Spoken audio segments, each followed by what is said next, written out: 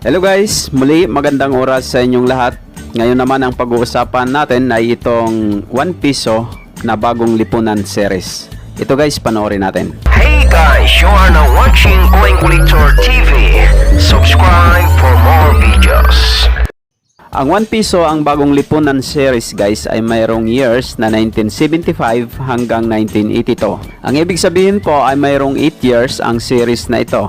At itong hawak po natin ngayon ay dadalawa pa lamang na 1975 at 1978. At sa kasalukuyan naman guys ay naghahanap pa tayo ng 6 dito sa series na ito.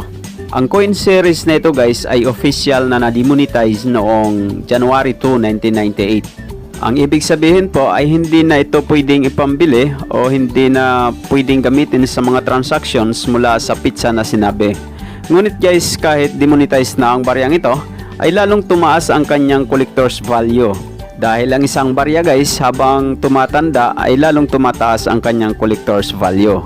Sabi pa nga ng isang American writer na si Kate Klisa, "Just like old librarians, old coins are often more valuable than they appear at face value."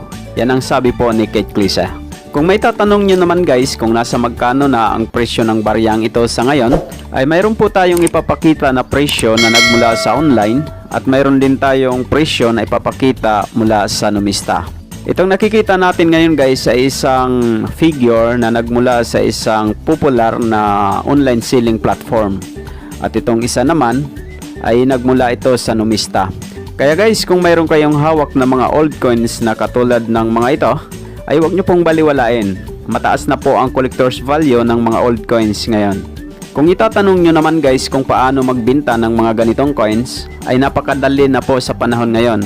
Meron lang tayong cellphone at mayroon tayong contact sa ating pinagbibintahan, ay magkakaroon na po tayo ng magandang transaksyon. Kaya guys, kung mayroon kayong mga hawak na mga coins na alam nyo na pasok sa mga hinahanap ni Coin Collector TV, ay pwede po kayong mag-share ng inyong picture o video ng inyong coins sa Coin Collector TV Facebook page. At yan po ay makikita ng iba pang mga coin collectors na nagpa-follow sa ating Facebook page na maaaring magka-interest din sa iyong coins. At para lalong maging mabilis ang transaction guys, ay magbigay na rin kayo ng iyong presyo kung nasa magkano nyo ibinibenta ang inyong barya.